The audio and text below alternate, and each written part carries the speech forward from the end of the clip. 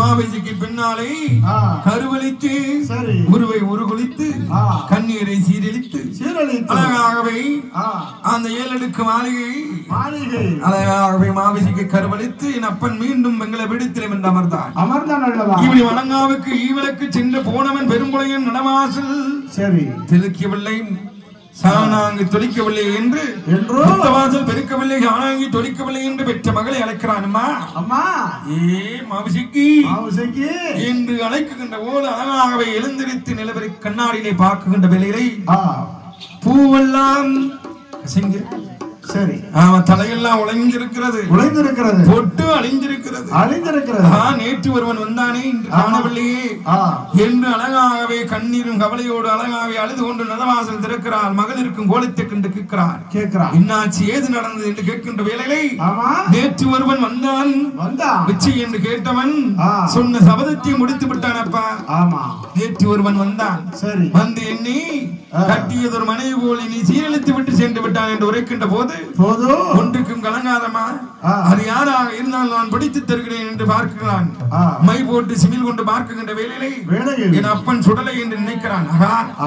அவன் பொன்பொருளை களவாடியதற்கு நம்மன் பெண்ணை கருவளித்து விட்டானே என்று நீ ஒன்றுக்கும் கவலை வேண்டாம், ஒன்றுக்கும் அஞ்சாதடி.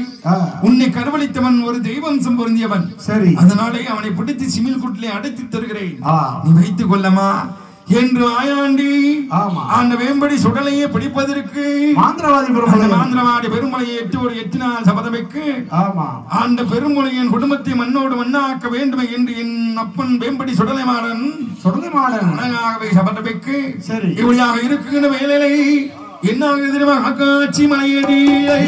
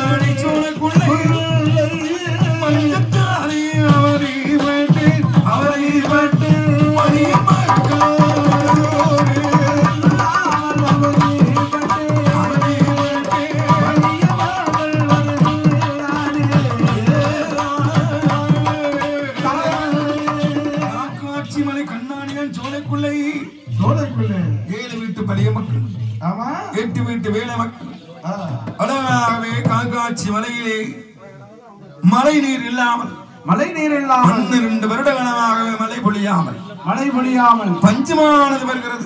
பஞ்சம் வருகிறது. நாளை உருண்ட பஞ்சம். சரி. நாயகனை தூற்ற பஞ்சம். உலக்கு உருண்ட பஞ்சம். உடையவனை தூற்ற பஞ்சம். தூற்ற பஞ்சம் அல்லவா? தாலி முதல் பீலி வரை தவிட்டிற்கு விற்கும் பஞ்சம். விற்கும் பஞ்சம். ஆமா.